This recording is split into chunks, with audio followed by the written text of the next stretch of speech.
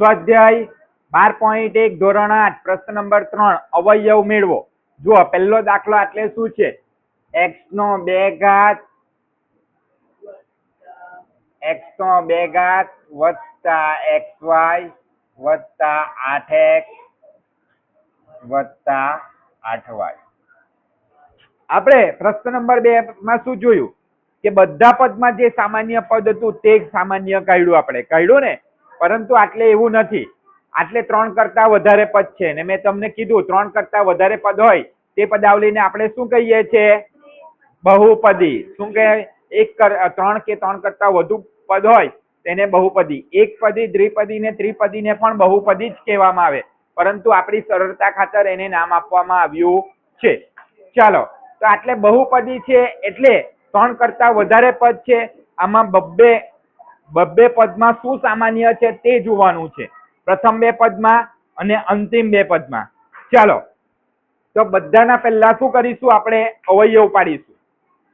ચાલો, તો આના અવયવ આવશે x ગુણ્યા x વત્તા આનો અવયવ આવશે x ગુણ્યા y વત્તા આનો અવયવ આવશે 8 ગુણ્યા x. મેં કેમ છૂટા નહીં પાડ્યા? કેમ કે બંનેમાં કોમન છે. અંતિમ 2 પદમાં દેખાય છે, અંતિમ 2 પદમાં કોમન છે. વત્તા 8y. શું કોમન છે તે તમને ખબર જ છે, મારે કહેવાની જરૂર નથી, બધાનું ધ્યાન એટલે. ચાલો, હવે જુઓ, હવે જોજો પ્રથમ 2 પદમાં સામાન્ય કોણ દેખાય છે? x. આ x સરખા છે રે. પ્રથમ 2 પદનું જ વિચારવાનું. ગુણ્યા કૌંસમાં શું બચે છે? શું બચે? x વત્તા y. હવે આટલે સારું ચિહ્ન છે, વત્તાનું ચિહ્ન છે ને, એટલે વત્તાનું ચિહ્ન કરવાનું જ છે. હવે આ અંતિમ 2 પદમાં સરખું શું દેખાય છે? 8 ગુણ્યા શું બચ્યું? 8 કોમન નીકળી ગયા. શું બચ્યું? x વત્તા y. થઈ ગયો કમ્પ્લીટ? બધાને ખ્યાલ આવે છે? ચાલો, હવે જુઓ, આ આખું પદ થઈ ગયું કેમ કે આ આખું ગોળાકાર છે ને. આ એક બીજું પદ થઈ ગયું. હવે કેટલા પદ થઈ ગયા? 4 પદમાંથી કેટલા પદ થઈ ગયા? 2 પદ. બંનેમાં સરખું શું દેખાય છે તમને? શું દેખાય છે? આ x વત્તા y, આ x વત્તા y સરખા છે ને, એટલે શું આવે છે?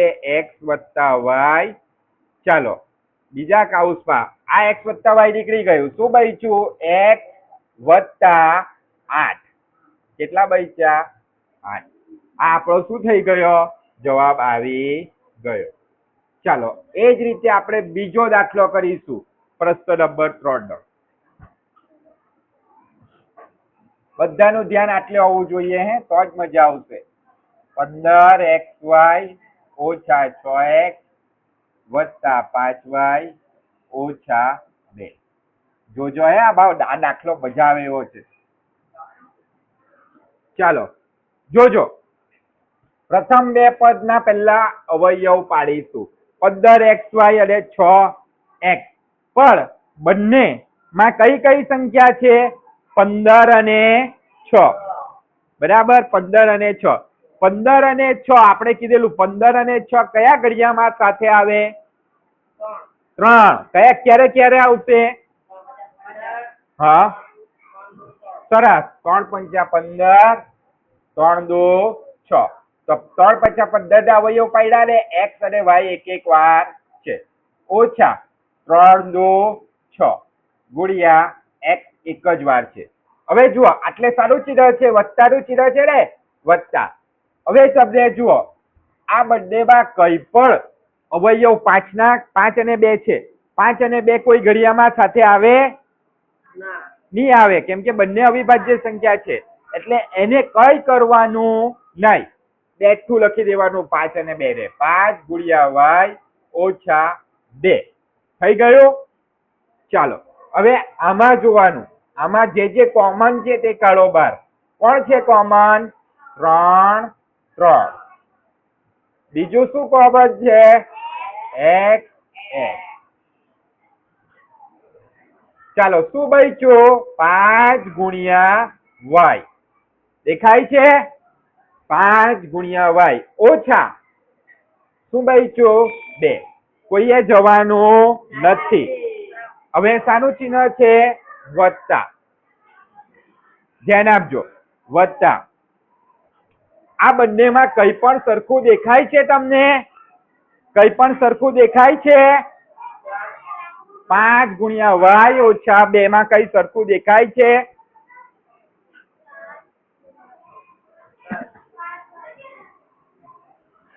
આ બે માં જ ખાલી મેં તમને કીધું 5y ઓછા 2 માં કઈ સરખું દેખાય છે? શું સરખું દેખાય છે? ક્યાં છે 5? આમાં 5 છે? 2 છે? તો શું સરખું છે? મેં તમને કીધેલું નહીં, વત્તા ઓછા બી અલગ છે. મેં તમને કીધેલું બધી સંખ્યાનો અવયવ હોય જ. કઈ સંખ્યા હોય બધી સંખ્યાનો અવયવ? 1. કયો હોય? 1. એટલે જ્યારે પણ કઈ પણ સામાન્ય નહીં નીકળે ત્યારે શું લખવાનું? 1. કાઉન્સમાં બાકીનું પદ બેઠું. 5 ગુણ્યા y ઓછા 2. થઈ ગયું? કાઉન્સ પૂરો. હવે જુઓ, હવે આ પહેલું પદ થઈ ગયું, આ બીજું પદ થઈ ગયું.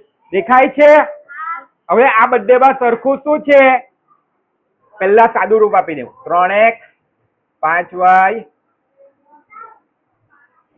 હવે તમારું ધ્યાન નથી, મને ખ્યાલ આવી ગયો છે. 5y ઓછા 2 વત્તા 1 5y ઓછા 2. થઈ ગયું? ચાલો બંનેમાં સરખું શું છે? 5y ઓછા 2 5y ઓછા 2 5y ઓછા 2. ચાલો બીજા કાઉન્સમાં શું લખાશે? 3x બચ્યા છે તે વત્તા 1. સ્વાધ્યાય 12.1 ધોરણ 8 પ્રશ્ન નંબર 3 નો ચોથો દાખલો. શું કહેવામાં આવ્યું છે? 15pq વત્તા 15 વત્તા 9q વત્તા 25. તો તમે જોઈ શકો છો આપણે દર વખતે શું કરતા હતા? પ્રથમ બે સંખ્યાના અવયવ પાડી દેતા હતા અને અંતિમ બે સંખ્યાના અવયવ, પછી જે સામાન્ય હતું તે કાઢતા હતા. તો તમને આનામાં તો તમને પ્રથમ બે માં તો દેખાય છે, પરંતુ અંતિમ બે પદમાં દેખાતા નથી. એટલે આપણે આને શું કરીશું? પદ ગોઠવવા પડશે.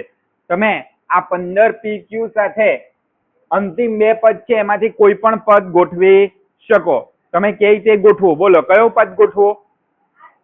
25p કે 9q? 25p. ચાલો એ બંનેને પાસ પાસે લઈ આવું. 9q ગોઠવું. ચાલો તમે કેવું તો 9q ગોઠવું છું, જોજો. ચાલો ધ્યાન આપજો.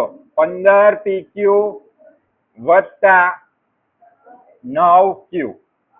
એનો અર્થ શું થશે? કે આ 15 બીજા નંબરનું પદ છે એ ક્યાં જશે? પાછળ જશે. વત્તા 15 વત્તા 25p. બરાબર? આપણે ખાલી પદને આગળ પાછળ કર્યા છે, બીજું કઈ કર્યું નથી. ધ્યાન આપજો. બરાબર? ચાલો હવે અવયવ પાડીએ. ચાલો આ બંનેના હવે અવયવ પાડીએ. 3 પંચા 15 ગુણ્યા p ગુણ્યા q વત્તા 3 3 વાર 9 ગુણ્યા q. ખ્યાલ આવે છે? વત્તા 3 પંચા 15 વત્તા 5 5 વાર 25 ગુણ્યા p. બધાને દેખાય છે? હવે બધાના અવયવ પાડી દીધા. આપણે પહેલા પણ પાડી શકીએ, પરંતુ એમાંથી કઈ સામાન્ય નીકળતે નહીં. પ્રથમ બે પદમાં તો નીકળતે, પરંતુ અંતિમ બે પદમાં નીકળતે નહીં. એટલે આપણે પદોની ગોઠવણી કરી. બરાબર? ચાલો હવે જુઓ બંનેમાં સરખું શું છે? પ્રથમ બે પદમાં તો આ 3 આ 3. બીજું શું સરખું છે? તો આ q આ q. કાઉન્સમાં ગુણ્યા કરીને કાઉન્સમાં શું બચ્યું? 5 ગુણ્યા p વત્તા 3 બેઠા વૈચા. બચ્યા ને? ચાલો થઈ ગયો કાઉન્સ પૂરો. હવે પાછું વધતાડું ચિહ્ન છે. આ બધેમાં સરખું શું છે? 5 5 ગુણ્યા બીજું કઈ સામાન્ય નથી. બધાનું ધ્યાન આટલે કાઉન્સમાં શું બચ્યું? આ 3 એટલે આટલે શું બચ્યું? વત્તા 5p 5 ગુણ્યા p. ધ્યાન આપજો. હવે જુઓ 3q બરાબર કાઉન્સમાં 5p વત્તા 3 વત્તા 5 કાઉન્સમાં 3 વત્તા 5p. હવે આ બંને પદ, આ એક પદ થઈ ગયું આખું, આ બંને આ પદ કઈ સરખું દેખાય છે તમને? કાં છે? નહીં, આ આખું પદ છે. બોલો કઈ સરખું છે? નથી દેખાતું ને? બરાબર, પણ આમાં સરખું છે. જુઓ ફરીથી 3q બેઠા લખ્યા, આ 5p વત્તા 3 વત્તા 5. ધ્યાનથી જોજો. હવે સરવાળા માટે ક્રમનો ગુણધર્મ કેવો છે? સાચો છે. માટે આને ઉલટું કરી નાખીએ. 5p પહેલા લઈ આવીએ વત્તા 3. બંને વચ્ચે સરવાળાનું ચિહ્ન છે ને, બાદબાકીનું ચિહ્ન હશે તો પલટાઈ નહીં શકતે, પરંતુ સરવાળાનું ચિહ્ન છે એટલે પલટાવી નાખીશું. હવે તમને સરખું દેખાય છે? શું સરખું છે? 5p વત્તા 3 5p વત્તા 3. ધ્યાન આપો, 5p વત્તા 3 સામાન્ય છે. બીજા કાઉન્સમાં શું બચ્યું? 3q વત્તા 5. આ આપણો શું થઈ ગયો? જવાબ આવી. સ્વાધ્યાય 12.1 ધોરણ 8 પ્રશ્ન નંબર 3 નો 5મો દાખલો. શું કીધું છે? એટલે z ઓછા 7 વત્તા 7xy ઓછા 7z સોરી xyz. તો આપણે આમાં શું કરીશું? આપણે સામાન્ય કાઢી લઈશું પહેલા અવયવ પાડીને. ચાલો z ઓછા 7 એ તો બેઠા જ છે, એમાં કઈ પણ અવયવ પડવાના નથી. વત્તા 7 ગુણ્યા x ગુણ્યા y, ને આના અવયવ શું પડશે? x ગુણ્યા y ગુણ્યા z. ખ્યાલ આવે છે? બધાનું ધ્યાન આટલે. બરાબર, ચાલો હવે આ પ્રથમ બે પદમાં તમને કઈ સામાન્ય દેખાય છે? સરખું કઈ સરખું દેખાય છે? દેખાય છે સરખું? શું દેખાય છે સરખું? 7 તો ત્રીજા પદમાં છે, પ્રથમ બે પદમાં કઈ સરખું છે? નથી. તો પછી આપણે શું લેવાનું? કેટલા લેવાના? કાલે સમજાવેલું 1 લેવાનું. કેટલા લેવાના? 1. કાઉન્સમાં શું આવશે? z ઓછા 7. હવે આ બધેમાં સરખું શું છે? x સરખા છે ને y સરખા છે. ચાલો પણ પહેલા વત્તાનું ચિહ્ન લખી દઉં. x ગુણ્યા y આવશે કાઉન્સમાં 7 ઓછા z. કાઉન્સ પૂરો થઈ ગયો. હવે જુઓ 1z ઓછા 7 વત્તા xy 7 ઓછા z. હવે તમને કઈ સરખું દેખાય છે? નથી દેખાતું. કેમ નથી દેખાતું? કેમ કે આટલે z ઓછા 7 છે, આટલે 7 ઓછા z છે. બરાબર, એટલે સરવાળા માટે ક્રમનો ગુણધર્મ સાચો છે, પરંતુ બાદબાકી માટે ક્રમનો ગુણધર્મ નું પાલન થતું નથી. માટે આપણે આને પલટાવી ન શકીએ. તો આપણે શું કરવાનું? હવે તો આપણે કઈ કરવાનું નહીં, આમાંથી ઋણ ચિહ્ન શું કરી નાખવાનું? બહાર કાઢી લેવાનું. ઋણ ચિહ્ન બહાર કાઢીશું એટલે જોજો z ઓછા 7. તો આટલે મેં ઋણ 1 સામાન્ય કાઢું છું. જુઓ તમને બતાવું. વત્તા xy. ધ્યાન આપજો દરેક જણ. ઋણ 1 મેં સામાન્ય કાઢું છું.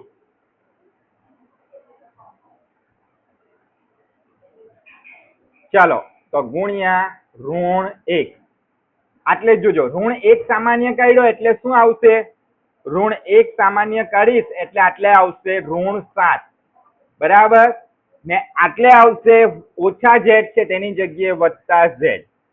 જોજો હવે આ ઋણ 1 અને 7 નો ગુણાકાર કરીએ. 1 7 વાર 7 ઓછા ઓછા વત્તા થઈ જાય ને. ચાલો z ગુણ્યા 1, z એકો z. બરાબર, એટલે ઋણ z આવી ગયા. તો આ રીતે થાય છે. બરાબર. ચાલો હવે જુઓ, હવે આપણે 1z ઓછા 7. હવે જુઓ આ ઓછા વત્તા શું થઈ જશે? ઓછા xy. xy નો એક સાથે ગુણાકાર xy જ થાય. તો શું આવે છે? √7 ઓછા z ને મેં પલટાઈ દઉં છું. z આગળ લખી દઉં છું, વત્તા છે એટલે ની નિશાની લખે તો ચાલે. ને ઓછા 7 ક્યાં જાય છે? પાછળ. તો હવે તમને સામાન્ય દેખાય છે. z ઓછા 7, z ઓછા 7 દેખાય છે ને? બરાબર. ચાલો તો z ઓછા 7 બીજા કાઉન્સમાં શું બચ્યું? 1 ઓછા xy. આ શું થઈ ગયો? આપણો જવાબ આવી